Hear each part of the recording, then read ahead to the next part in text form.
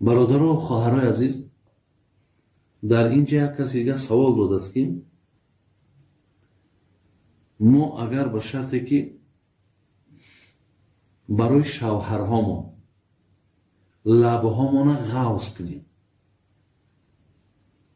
یا اینکه بینیهامون میده کنیم یا نویسنده است که دندانهامون میده کنیم، خیلی اینجا در چند چیزا آمدگی انا آیا همینها را مقصد شریعت رخصت میتد یا نمیتد؟ خواهرها و برادرای عزیز، یک آیت داریم در سوره نساء آیت 119. الله مهربان چی میگه؟ میگه ولآمرنهم فلا یغیرن خلق الله. آیت 119. الله مهربان چی میگه؟ میگه وقتی که ما شیطان میگه از مقام و منزلتی که داشت وقتی پیشش کردیم برای خاطر فرزند آدم، میگه همچه قسم یاد کرد که من در خلقت تو ای پروردگار، من در آفرینش تو تغییرات میدارم.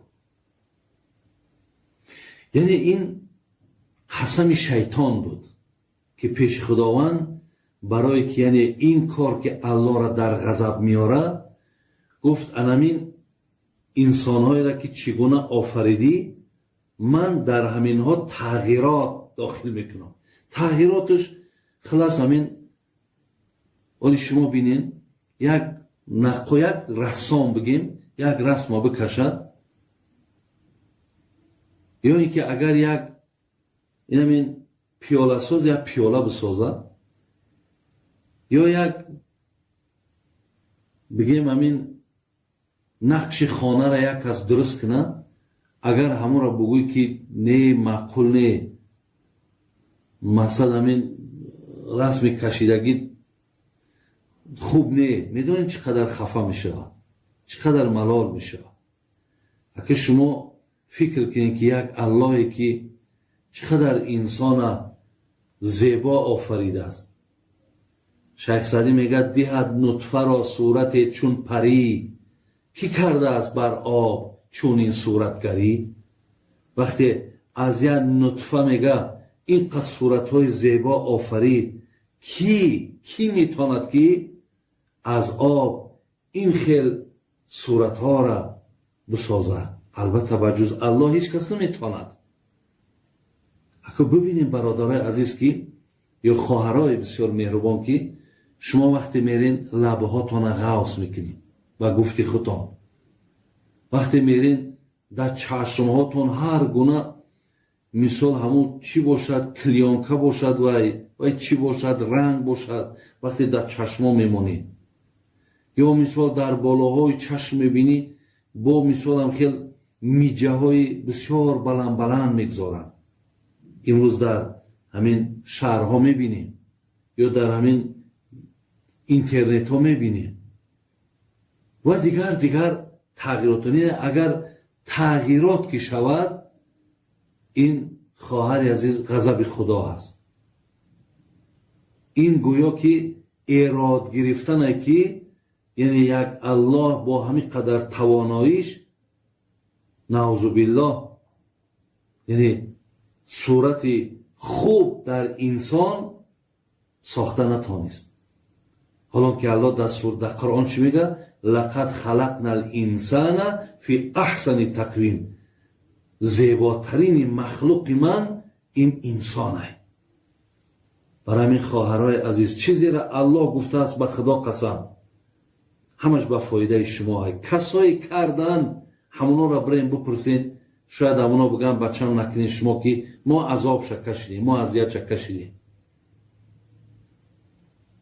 و دیگر این که پیامبر میگه این لبدنی که علیک حق، این بدن ها بالامون حق داره.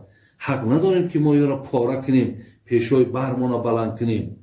خب از اینها دا اگر شما خواهید که در پیش شوهرهاتون محبوبیت پیدا کنید، باور کنید شما اگر مردکتون حرمت کنید، اگر مردکتون دوست بدارید، اگر هر فرمودهاش اجرا کنین، در حق مردک هیچ وقت خیانت نکنین، در مالش خیانت نکنین، در اولاد اجدادش خیانت نکنین. این اگر اینها را شما انجام تین، من فکرم همینه، منم مردکم، منم فکرم همینه که اگر همون زن یعنی زیبا هم که نباشد، بدرو هم که باشد، در دل من یک محبت خاص خشه دارد، به خاطر انمی خدمتاش، به خاطر همین مهنتاش.